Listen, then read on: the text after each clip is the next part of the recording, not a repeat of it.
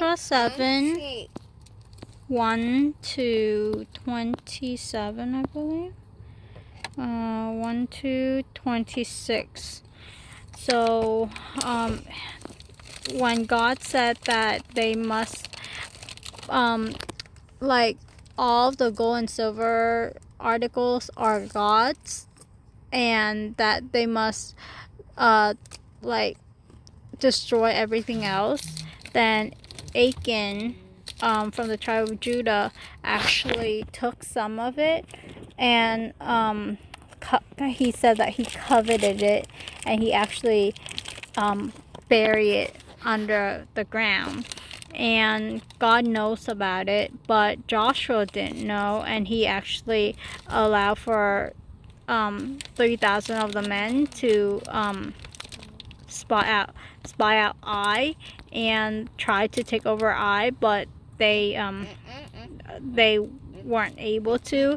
And so it's interesting that Joshua actually said to God, like, why did he let them bring his people across the Jordan?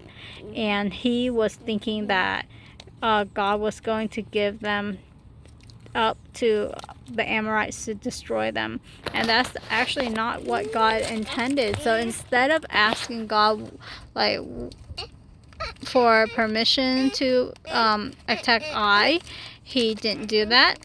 He didn't seek God's counsel, and when that failed, then he felt like God was, I think,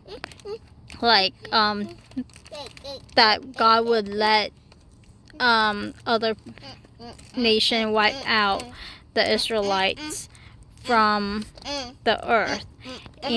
But he did ask that what then would God do for his great name. And so God was like, what are you doing?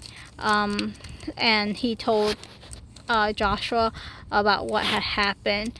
And so what happened when they filtered out the culprit, then everything, like sons, daughters, so family, cat, animals, everything that belonged to Achan got stoned and burned. So that was a very harsh judgment. Well, I wouldn't say harsh, because that's kind of judgmental of God's way, but to me it is, like, it's a grave, like, it's a very serious punishment. And the Israelites community stoned the culprit, or it's not only the culprit who had it, but his family that was affected as well.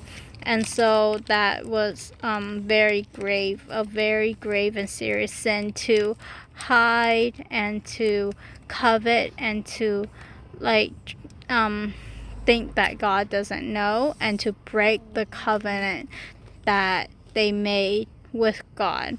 And so yeah, very, very serious stuff.